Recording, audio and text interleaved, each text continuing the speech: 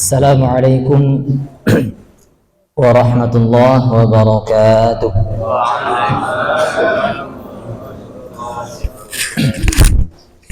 Alhamdulillahi rabbil alamin, wa bihi nasta'inu ala umuri dunya waddin, wassalatu wassalamu ala asyrafil anbiya'i wal mursalin wa ala alihi wa ashabihi wa man tabi'ahu bi ihsanin ila yaumiddin, amma ba'du.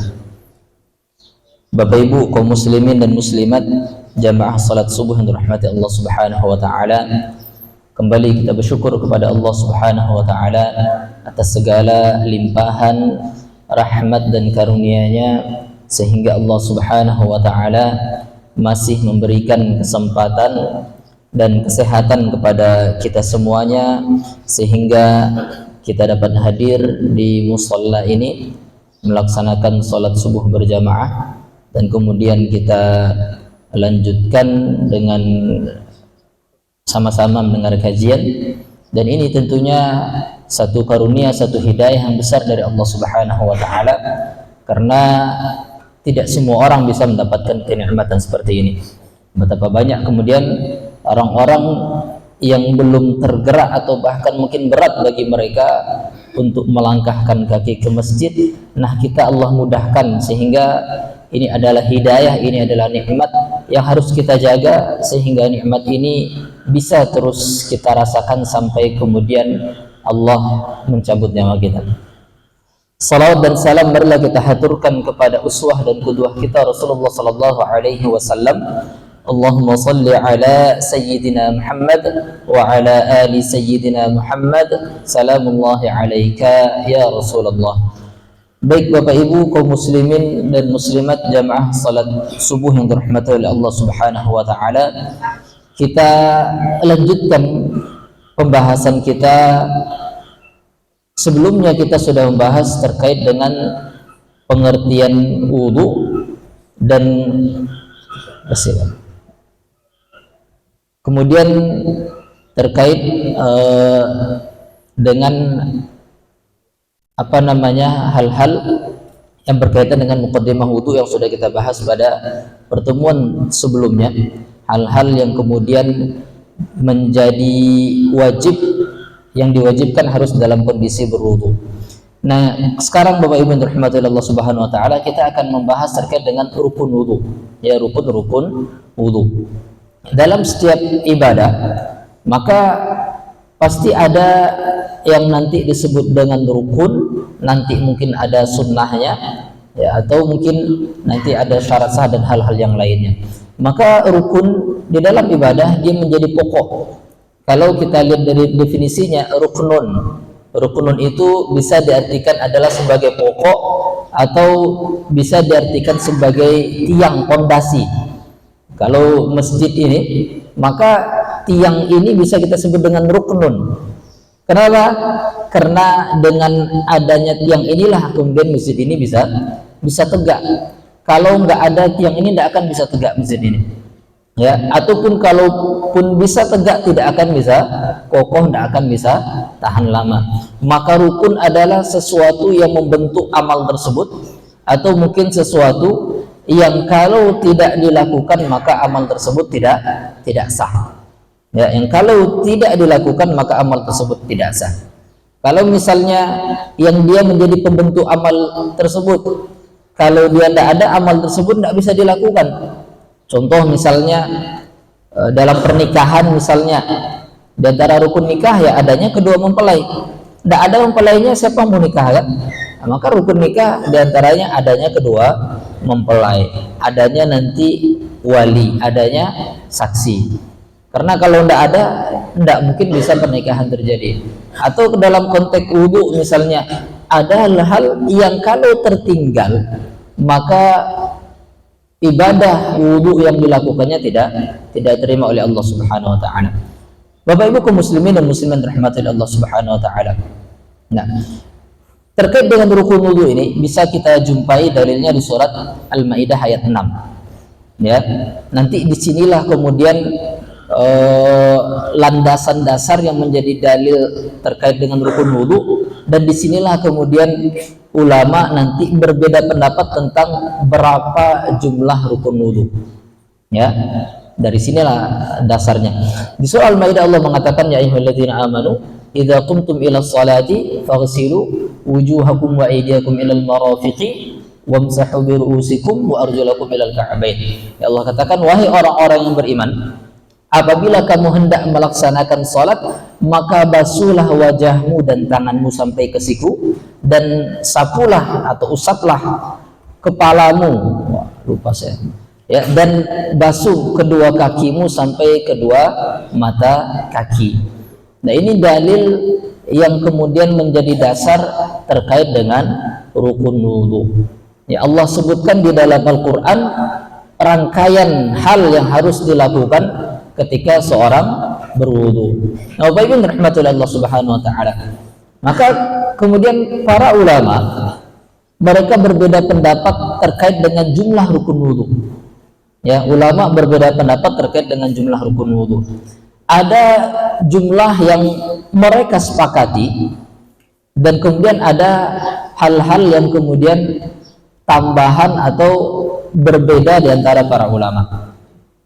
Yang pertama, menurut ulama mazhab Hanafi, rukun wudu itu cuma ada 4. Ya, yaitu sesuai yang disebutkan oleh Allah di surat Al-Maidah ayat 6. Jadi ulama Hanafi mengatakan cuma 4. Jadi Bapak Ibu, 4 inilah yang kemudian disepakati oleh ulama.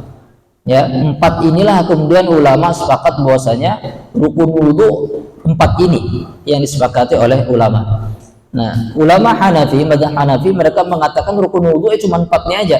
Kenapa? Karena ini yang disebutkan oleh Allah di dalam Al-Quran. Ya.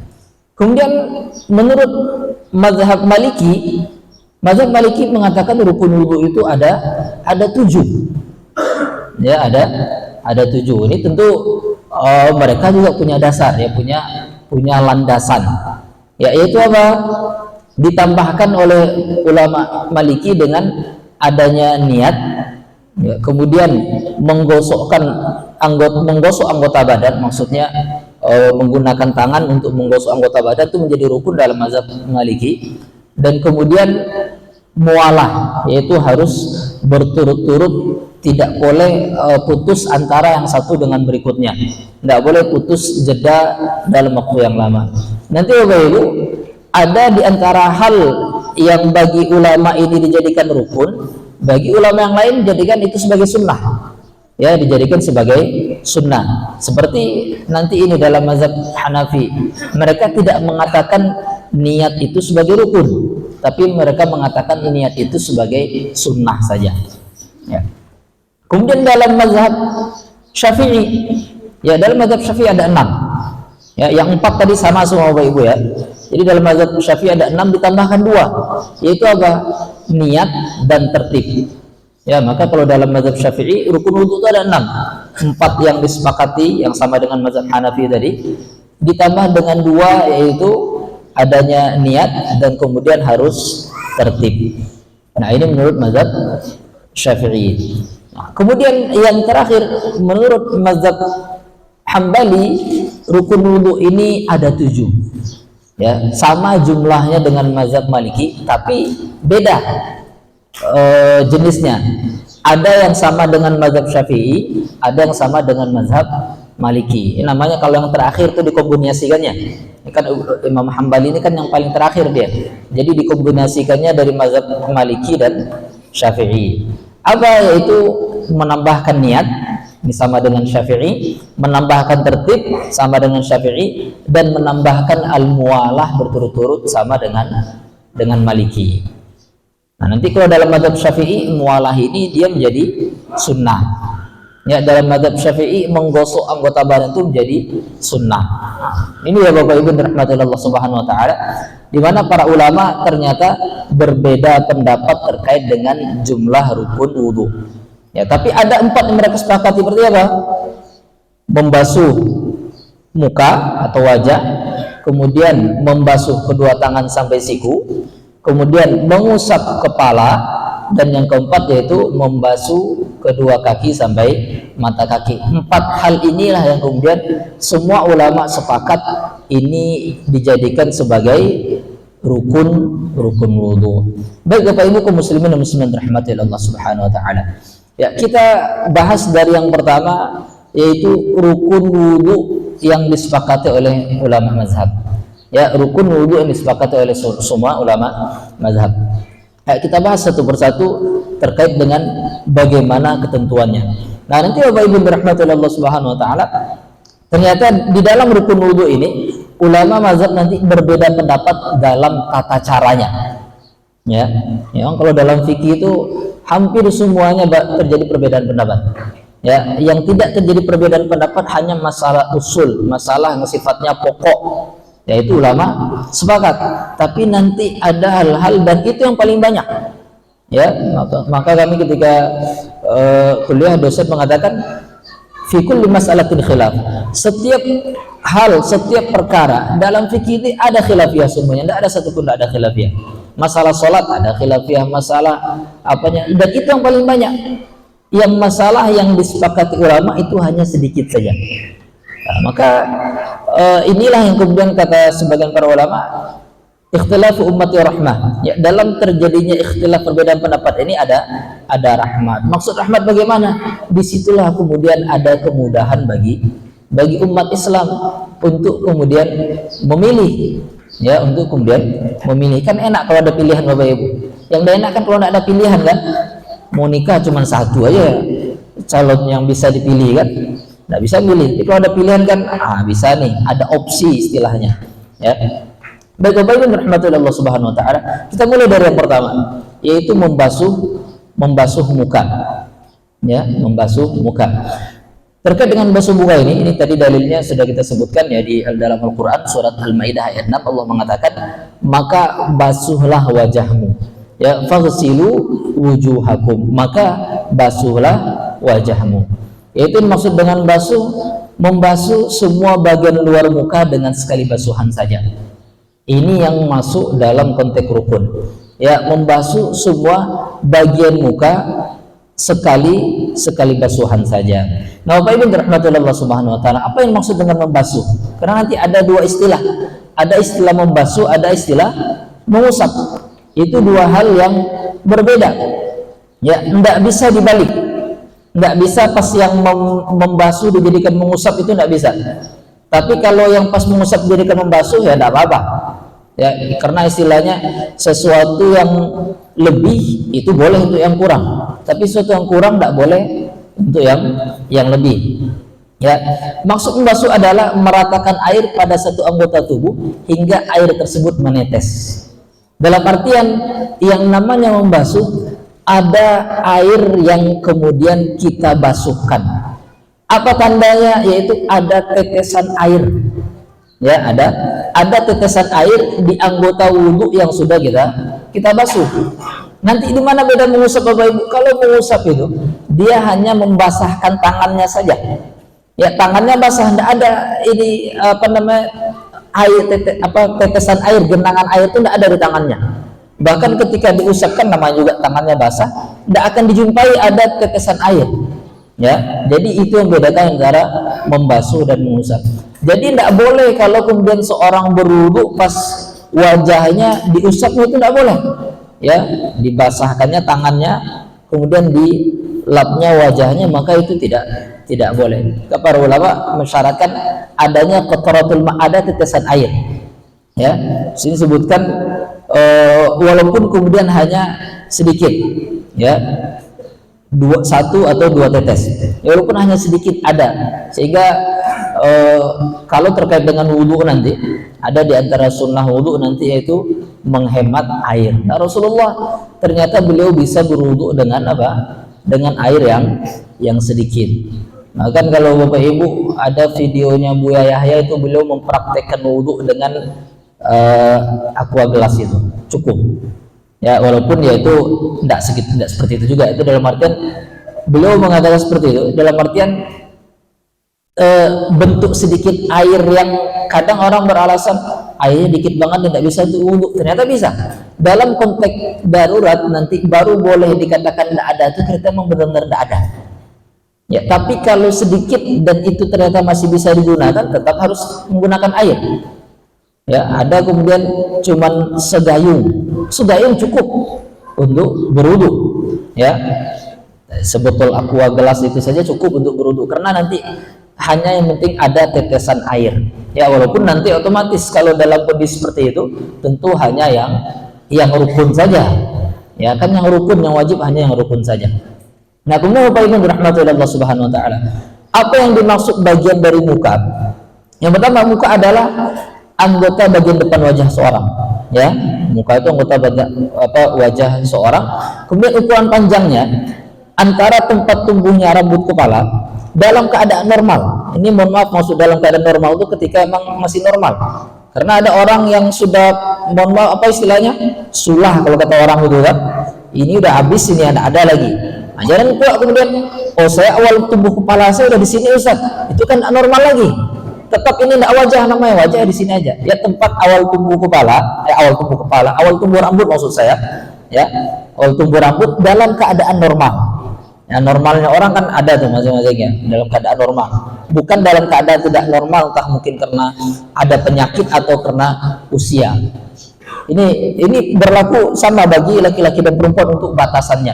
Kemudian sampai hingga ke bagian akhir dagu. Dagu itu apa Ibu? Yaitu tulang geraham.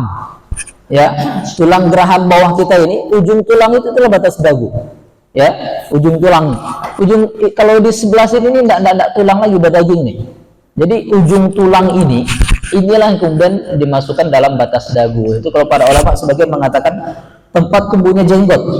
Ya, tempat tumbuhnya jenggot. Ya, itu di bagian bawah sini. Walaupun nanti ya, di antara bentuk sunnahnya itu melebihkan nanti. Kan tidak mungkin pula dipas-pasin. Dalam artian tidak boleh kurang dari situ. Sampai sini saja misalnya tidak bisa. Ya, sampai ini masih rahang bawah, cuman bagian depan, dia bagian akhir ujungnya. Ya, tidak bisa kemudian sampai sini saja, itu tidak boleh. Tapi harus kemudian sampai bagian akhirnya. Ya, sebelah belakangnya. Ini ukuran panjangnya Bapak Ibu. Yaitu ukuran panjangnya. Kemudian ukuran lebarnya yaitu apa? Bagian antara dua anak telinga. Ini anak telinga nih Bapak Ibu. Ya, bagian di antara dua anak telinga yang paling ujung dari telinga kita ini. Nah, ini dia. Maka ini yang nanti kita, apa istilahnya, kalau lingkaran ini kita tarik, lingkaran istilahnya, ya kita tarik.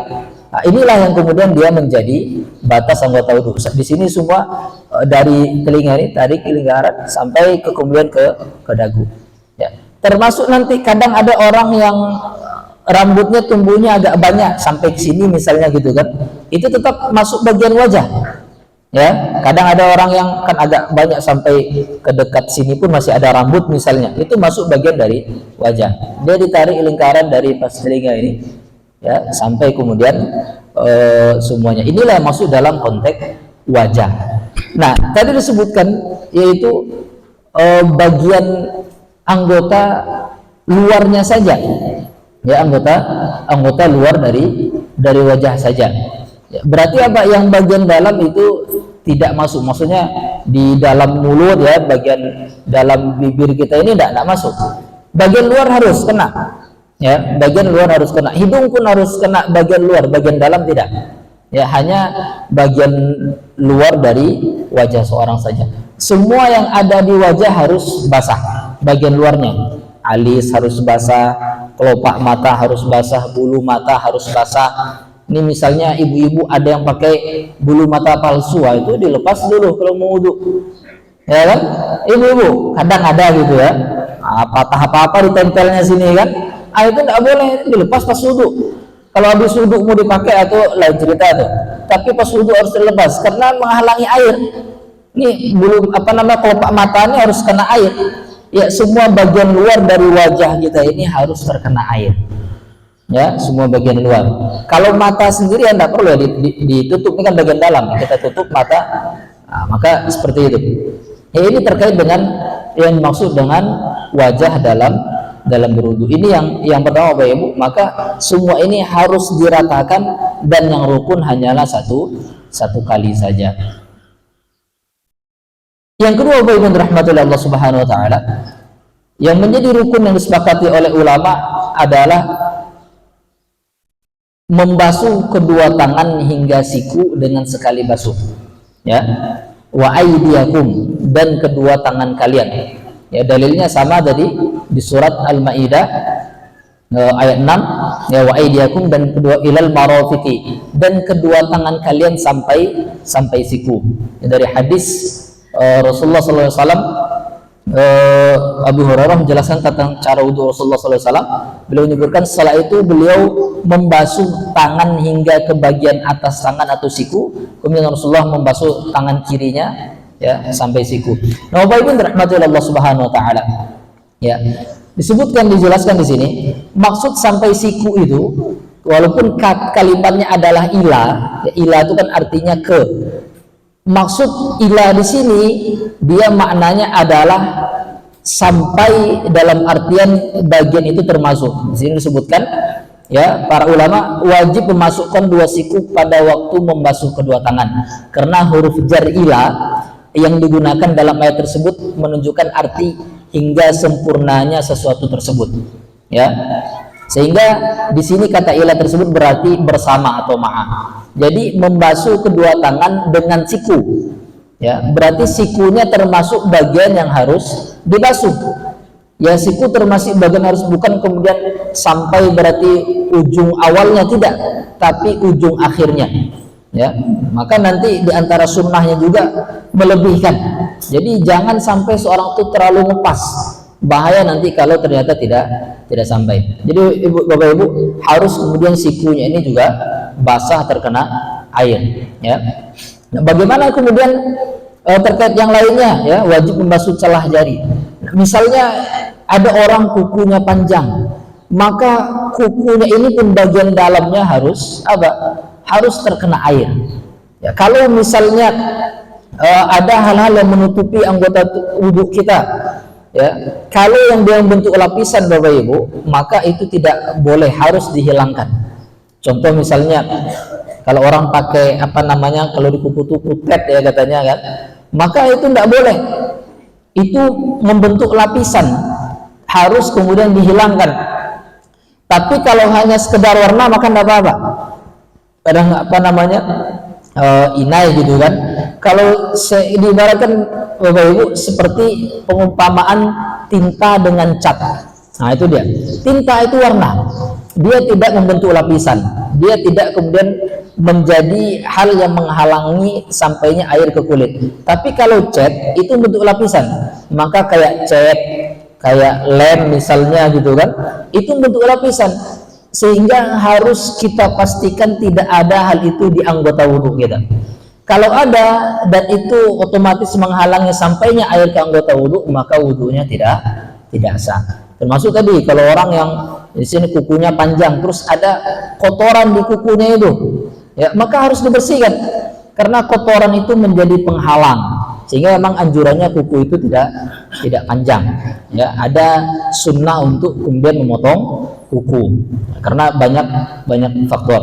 Kemudian berikutnya Bapak Ibu yang dirahmati Allah Subhanahu Wa Taala. Nah, kalau misalnya ada yang jarinya lebih, kan ada kan orang jarinya lebih kan, ada jari yang lebih yang tumbuh pada anggota wudhu yang fardu, berarti yang di tangannya misalnya, maka wajib membasuhnya bersama dengan anggota jari yang biasa. Jadi kalau ada orang jarinya 6 misalnya gitu, walaupun tidak sempurna tumbuhnya, ya, tapi nanti para ulama berbeda pendapat kalau ternyata itu hanya sekedar daging, apa namanya, kulit maksud saya. Kan kadang-kadang ada tambahan kulit di situ yang ulama berbeda pendapat. Tapi kalau daging tumbuh, apalagi kadang memang sempurna tumbuhnya, ada orang jarinya 6 dan memang sempurna 6-nya itu, maka semuanya dibasuh, ya, karena dia termasuk bagian dari anggota tubuhnya. Atau mungkin kebalikannya Bapak Ibu, kalau ada yang anggota tubuhnya itu atau tangannya tadi yang terpotong, ya, ternyata jarinya misalnya kurang, yang ada saja yang dibasuh.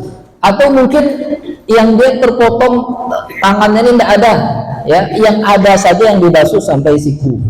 Ya, kecuali nanti kalau memang sampai lengan, siku ini tidak ada, maka kalau di situ para ulama mengatakan disunnahkan mengusap bagian yang ada, karena yang wajib udah tidak ada lagi.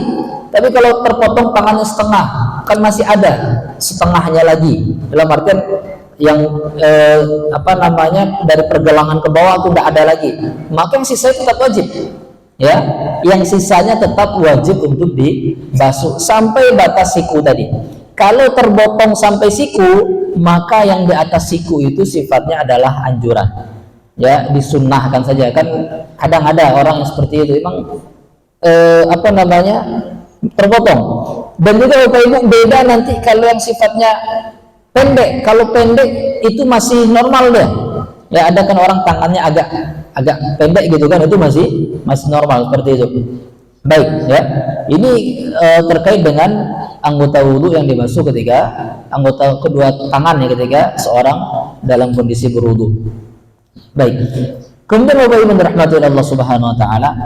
Nah, mengusap kepala ini yang para ulama yang banyak berbeda pendapat, ya, terkait dengan nanti batasan mana bagian kepala yang diusap.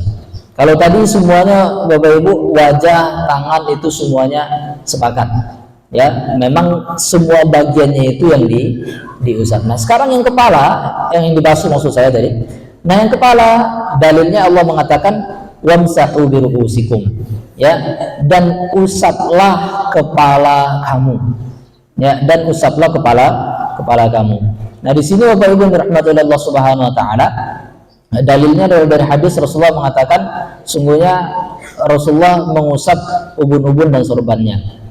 Nah, ini tadi saya jelaskan apa yang maksud dengan mengusap. Mengusap adalah satu tindakan menggerakkan tangan yang basah di atas suatu anggota badan. Yang namanya mengusap adalah menggerakkan anggota tangan yang basah di anggota badan, anggota wudhu kita. Jadi kalau ketika kita kepala itu mengusap, jadi tidak perlu kemudian ditampung air kemudian disiramkan kepala. Ini mungkin kalau kita lihat Bapak Ibu, ya, hikmahnya luar biasa. Sempat kalau membasuh juga pasti akan kacau di sini Bapak Ibu, ya, akan kena lah air ke sini, kena lah air ke baju kita, kan. Ya, kalau misalnya harus membasuh juga, maka dalam syariat kemudian hanya mengusap saja. Itu apa? Membasahkan tangan kita. Tangan yang basah ini kemudian kita sapukan, kita usapkan ke atas kepala kita.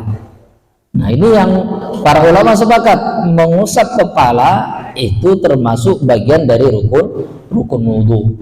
Nah, cuman nanti para ulama ya, yang maksud dengan kepala adalah anggota badan yang menjadi tempat tumbuhnya rambut, ya. Kepala itu adalah anggota tubuh maksudnya, ya, anggota badan yang bagian kepala yang menjadi tempat tumbuhnya rambut, dimulai dari bagian dahi ini sampai hingga lubang belakang tengkuk bagian belakang, ya, yaitu tempat tumbuhnya rambut, ya, di bagian kepala kita. Itulah yang dimasuk dalam ukuran kepala. Jadi semua bagian tempat tumbuh rambut ini masuk bagian dari kepala.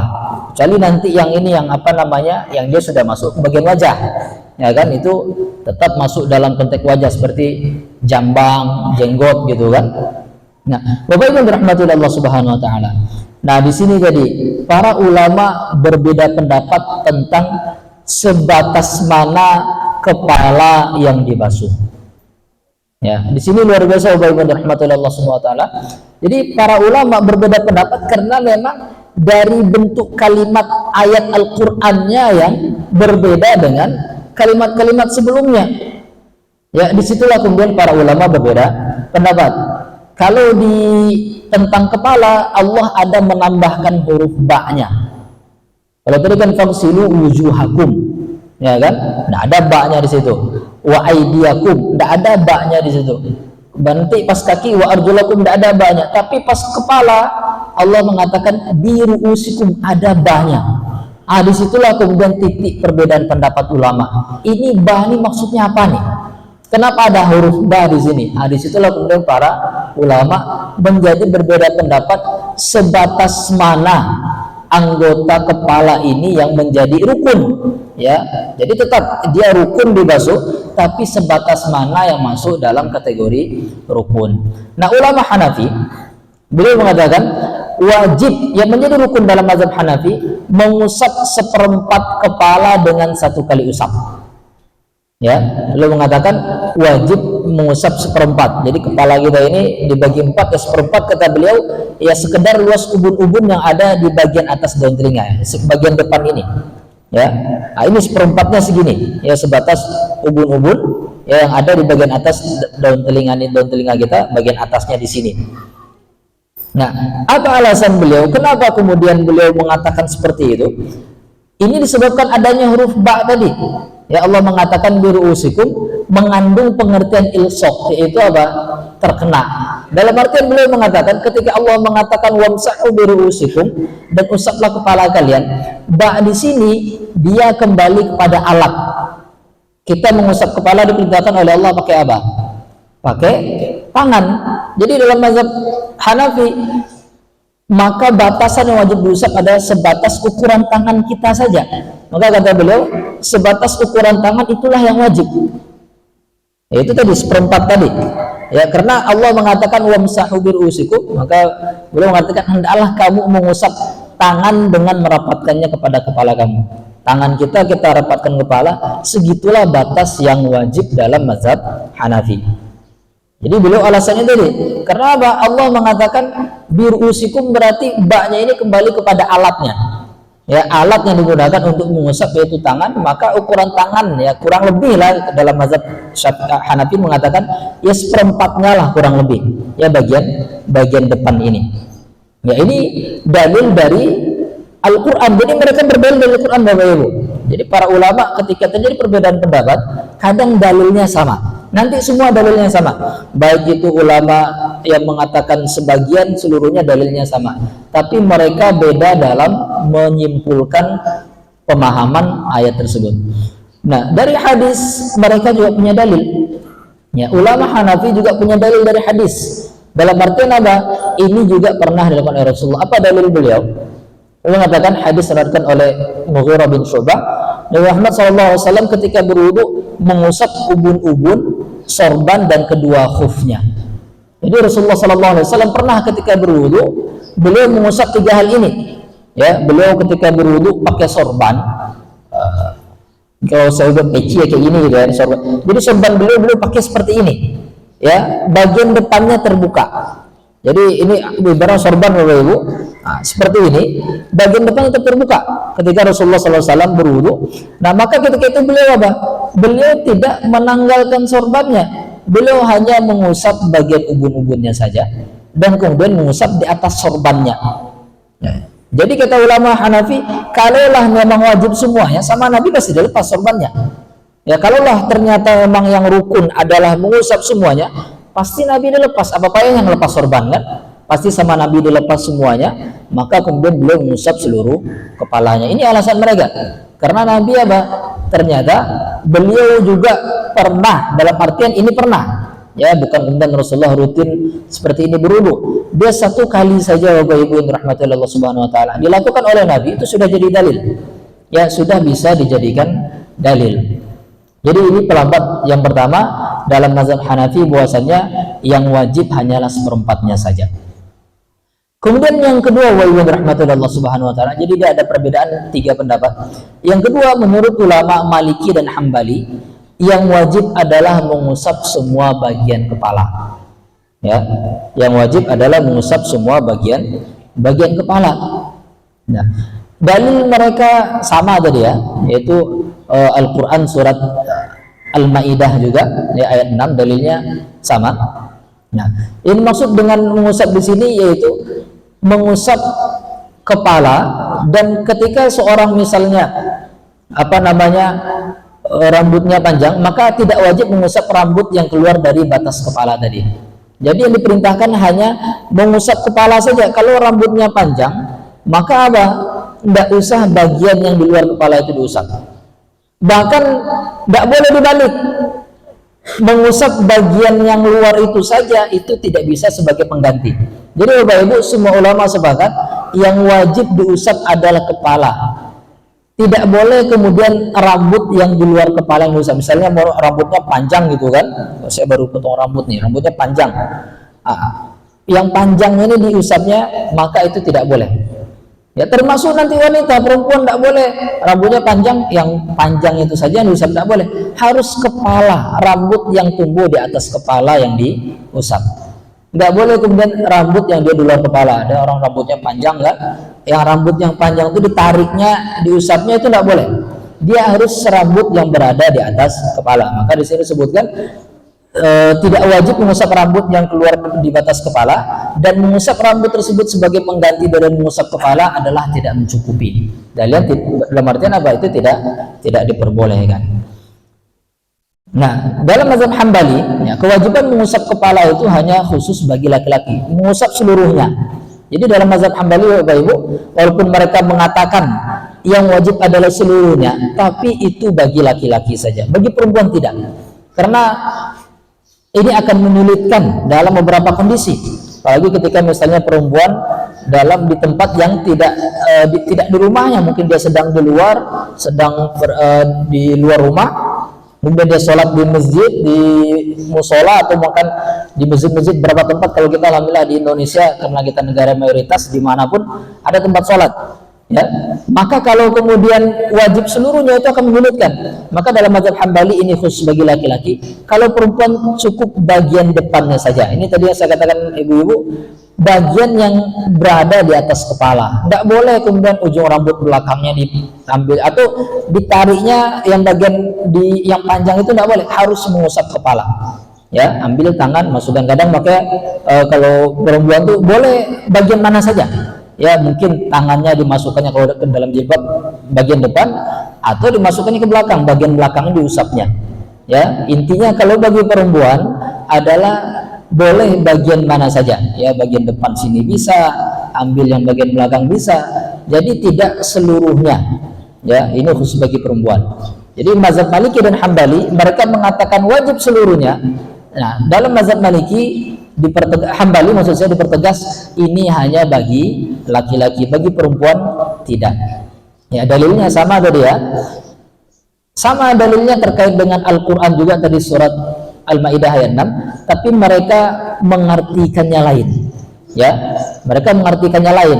Sama, ba ini mengandung makna ilsaq juga, makna mengenai, tapi yang dimaksud adalah perbuatannya.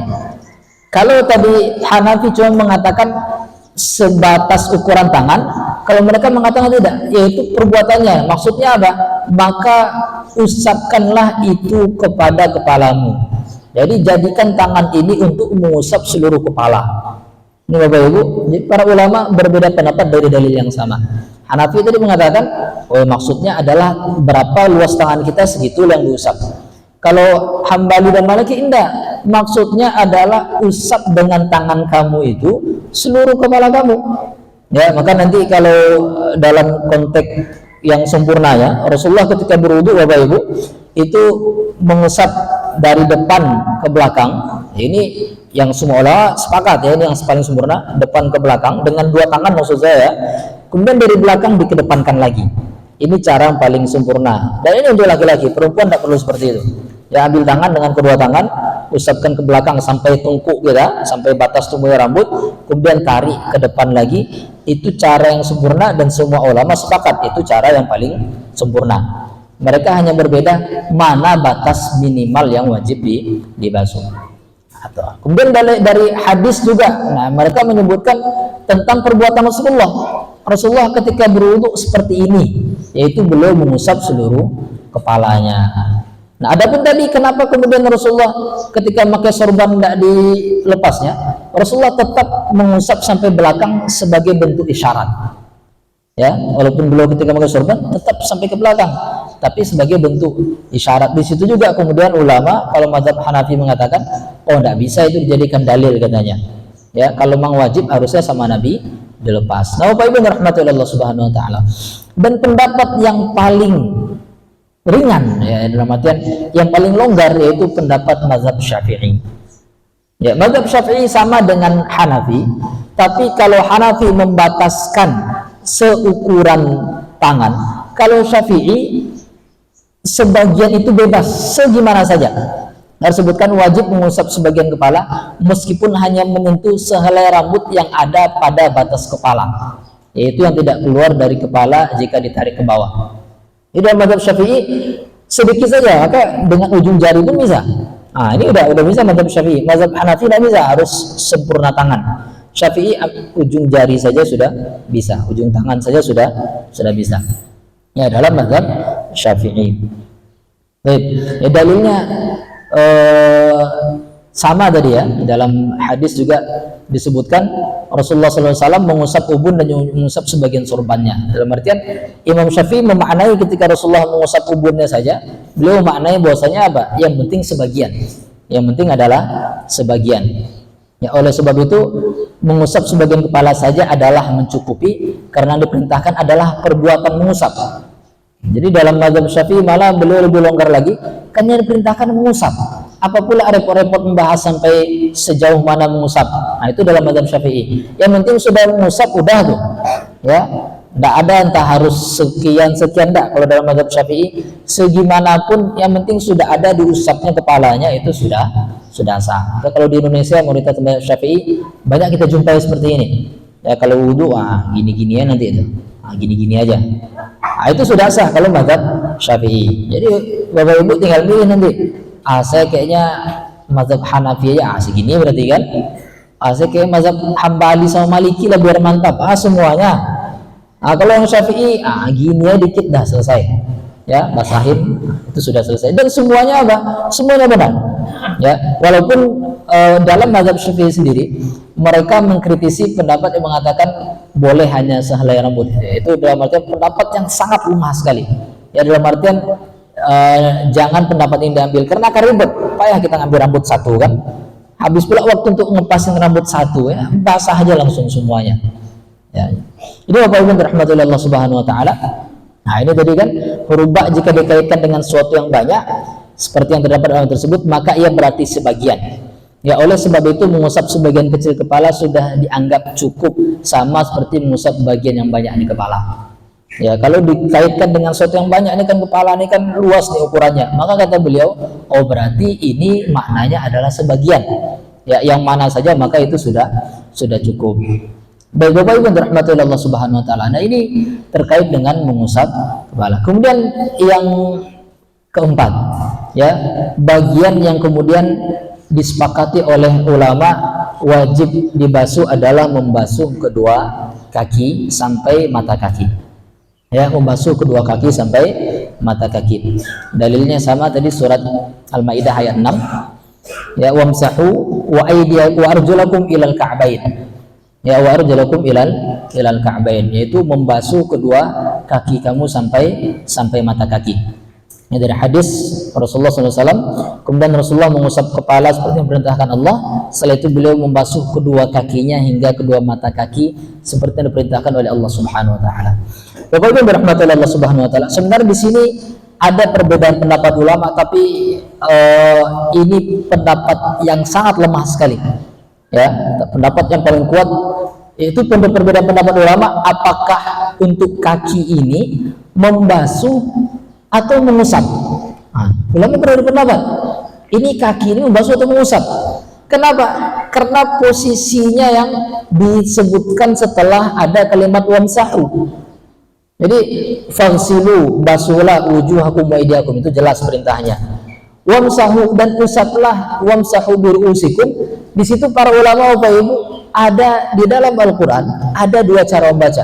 Ada yang mengatakan wa arjulakum, dan ini pendapat yang paling kuat, ini pembacaan yang istilahnya nanti ada perbedaan baca, tapi yang paling kuat adalah wa arjulakum dengan difathahkan.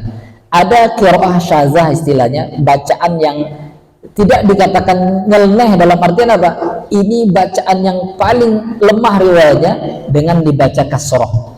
Ya, wa arjulikum. Nah, disitulah kemudian titik beda pendapatnya Bapak Ibu. Kalau yang membaca fathah itu berarti dia kembali sama dengan fagsilu. Tadi kan wujuhakum, ya, wa aydiyakum. Kenapa kemudian dia baca fathah? Karena perintahnya sama dengan wajah dan tangan. Ini kalau dalam istilah fikih nahunya Bapak Ibu ada istilahnya atof dia. Ya, atof itu berarti kembali kepada bentuk kalimat sebelumnya dan hukumnya sama. Maka para ulama, dan ini pendapat yang paling rajih, mengatakan dengan membasuh karena ayatnya wa arjulakum, ya, dan itu kembali kepada membasuh sama seperti wajah, sama seperti tangan. Tapi ada pendapat yang sangat lemah sekali untuk kaki ini sama dengan kepala katanya, yaitu dengan cara mengusap. Kenapa? Karena posisinya kan jelas tuh, enaknya kan gitu kan, wamsahu bi ru'usikum wa arjulikum, kan pas itu katanya. Karena yang paling dekat dengan ayatnya adalah setelah mengusap kepala adalah membasuh kaki. Kalau dilarikan sama dengan tangan dan wajah itu jauh kali katanya, itu jauh banget. Yang paling dekat lah harusnya, kalau kembali itu tidak bisa kepada yang jauh. Maka di sini para ulama berbeda pendapat, tapi pendapat yang paling roji, jadi itu pendapat yang sangat-sangat lemah Bapak Ibu, jangan diamalkan, yaitu dengan membasuh. Ya, karena itulah yang selalu dipraktikkan oleh Rasulullah. Rasulullah tidak pernah sekalipun mengusap. Pernah ada Rasulullah mengusap Bapak Ibu? Pernah. Tapi ketika mengusap apa? Khuf. Jadi ini dia, Rasulullah pernah mengusap, tapi ketika khuf, nanti ada syariat namanya mashu ala khufain. Seseorang boleh kemudian hanya mengusap saja ketika membasuh kaki, sebagai pengganti membasuh kaki itu dengan mengusap. Tapi mengusap di sini, diusapnya adalah apa? Sepatunya. Yang diusapnya adalah alas kakinya. Ya, ada nanti konteksnya seperti itu. Seorang mengusap alas kakinya. Nah, ini yang menjadikan dalil sama mereka, mengatakan buktinya Nabi pernah mengusap ketika kaki. Tapi apa? Ini konteksnya adalah ketika beliau menggunakan sepatu, menggunakan khuf istilahnya, maka mengusap. Jadi tidak bisa kemudian disamakan kasusnya. Nah, Allah Subhanahu wa taala. Nah, yang masuk dengan dua mata kaki tadi yaitu dua tulang yang timbul di kedua belah kaki, ya, pada sendi kaki. Ya, dan ini sama tadi konteksnya dengan siku, harus melebihinya, tidak boleh kemudian kurang. Maka Rasulullah bahkan khusus dengan mata kaki ini, ya, beliau memberikan dalil khusus. Ya, jadi suatu ketika ada seorang sahabat berwudu, ada bagian dari kakinya yang tidak terbasuh. Ya, maka Rasulullah kemudian mengatakan, Rasulullah merintahkan dia untuk menyempurnakan wudu. Kemudian Rasulullah mengatakan, wailun lil aqabi minan nar. Wailun lil aqabi minan nar. Ya, celakalah bagi tumit-tumit. Aqab itu artinya tumit yang dia tidak terbasuh ketika membasuh kaki. Kenapa Rasulullah menyebutkan ini Bapak Ibu? Karena ini yang banyak orang lalai. Banyak orang ketika membasuh yang lain sempurna, pas kaki cuman disiram-siramnya saja tanpa memastikan bahwasanya seluruh kakinya basah. Ini sering dijumpai Bapak Ibu. Nah, ini fatal. Ya, Rasulullah sampai mengancam dengan hukuman neraka. Ya, neraka kata Rasulullah, ya, bagi orang yang tumitnya tidak basah ketika berwudu. Kenapa kok ini ekstrim kali hukumannya? Ekstrim kali ancamannya. Kenapa? Karena sama saya sholatnya tidak sah jadinya. Ya, sebesar apa kalau dalam kita pikir sebesar uang dinar, ya, dalam artian ya sebesar inilah, ya, sedikit saja yang dia dianggap nampak, ya, dianggap nampak yang tidak basah dari anggota wudhu kita, maka wudhu tidak sah dan bisa menyebabkan sholat tidak sah. Jadi hadis ini yang mengatakan celakalah tumit yang tidak basah ketika berwudhu, ini berlaku bagi semua anggota wudhu. Rasulullah menyebutkan tumit karena itu yang paling banyak orang lalai. Dari membasuh kaki ini Bapak Ibu harus dengan mengangkat kaki, kalau tidak akan bisa sempurna. Kalaupun nyiram nanti harus benar-benar dari arah belakang dilihat. Ya, maka kadang orang dengan mengangkat kaki itulah payah dia. Sehingga ada di beberapa tempat wudhu kan ada tempat duduknya. Itu hikmahnya itu, biar orang tidak ada alasan lagi ngangkat kaki, dia udah wudhu dan tinggal gampang saja. Nah, ini Bapak Ibu rahmatullah Subhanahu wa taala. Maka ini yang disebutkan oleh para ulama terkait dengan perintah yang disepakati oleh ulama, hal yang wajib dibasuh ketika berwudu. Baik, sampai di sini Bapak Ibu ada pertanyaan? Ya, terkait dengan wudu ini. Ibu-ibu ada, Bu? Silakan, Bu.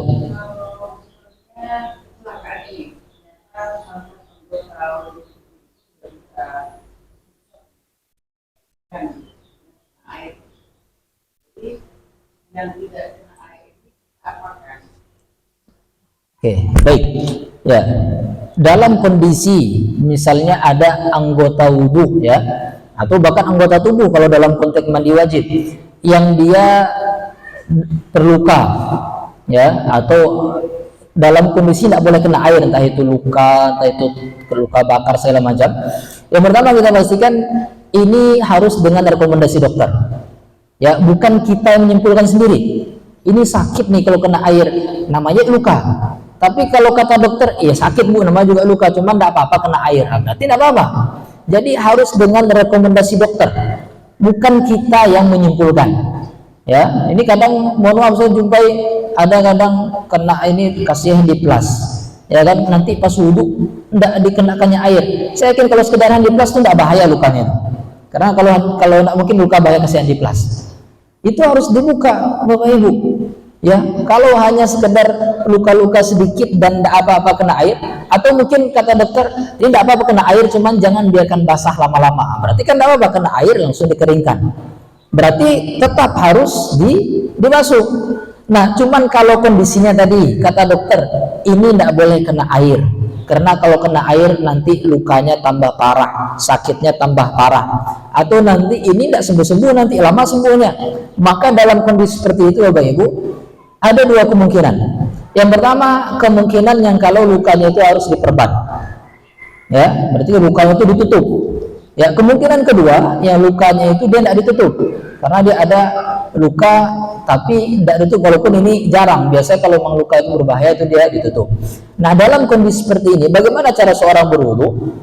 Kita contoh kalau misalnya Bapak Ibu di tangan lah misalnya, ya, di lengannya ini ada luka bacokan misalnya, serem kali ya misalnya, luka lah udah dijahit misalnya gitu kan, kata dokter ini tidak boleh kena air nih. Nah, kemudian diperban sama dokternya. Atau mungkin orang tangannya patah lah, patah kan kemudian di gips, ya kan, biasanya sempurna tuh di selingkaran tuh di sama dokter di inikannya. Maka dalam kondisi seperti itu ketika seorang berwudu wajib baginya membasuh anggota wudu yang tidak diperban. Tadi misalnya sebatas sini kan, maka yang depannya tetap dibasuh, yang belakangnya sikunya tetap dibasuh.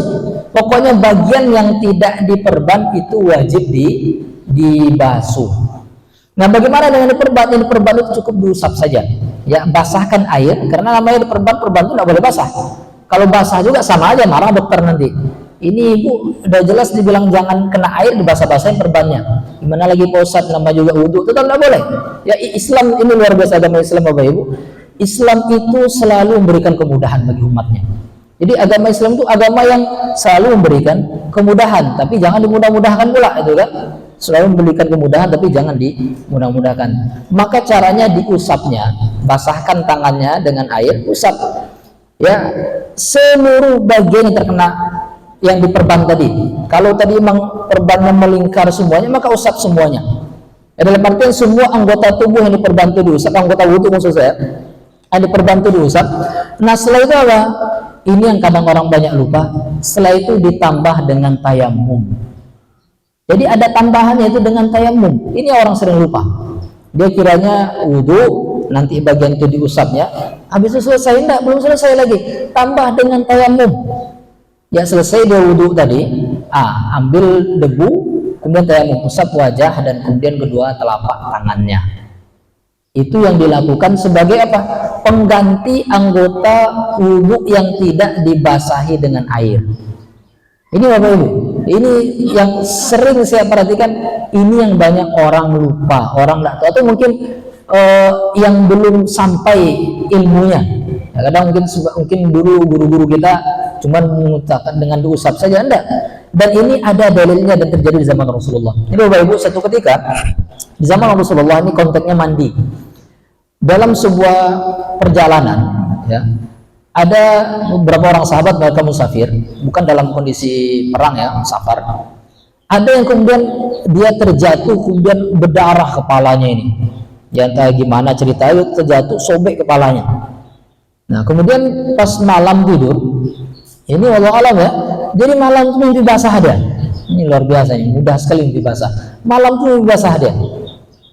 Sehingga kemudian pas pagi sebelum salat subuh ditanya sama sahabat yang lain, gimana menurut kalian? Saya ini junub nih, apakah saya wajib mandi atau bisa digantikan mandi karena kepala saya luka nih.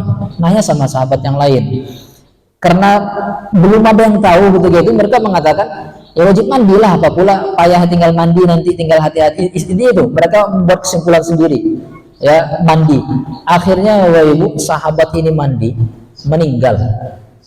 Berarti lukanya parah ternyata, karena tidak tahu kan, mandi dia meninggal. Ya mungkin faktor cuaca mungkin sangat dingin ketika itu, atau banyak faktor lah intinya. Kemudian selesai, sampai mereka ke Madinah, cerita ke Nabi. Nabi marah Bapak Ibu. Kata Nabi, laqad qataltumuh.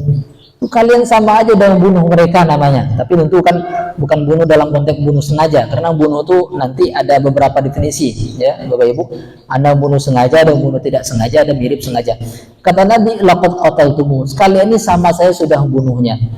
Ya, sehingga kata Rasulullah SAW, fa inna, sesungguhnya obat, ya syifa'ul i as-su'al, ya obat bagi al-i, kebodohan, ketidaktahuan adalah bertanya.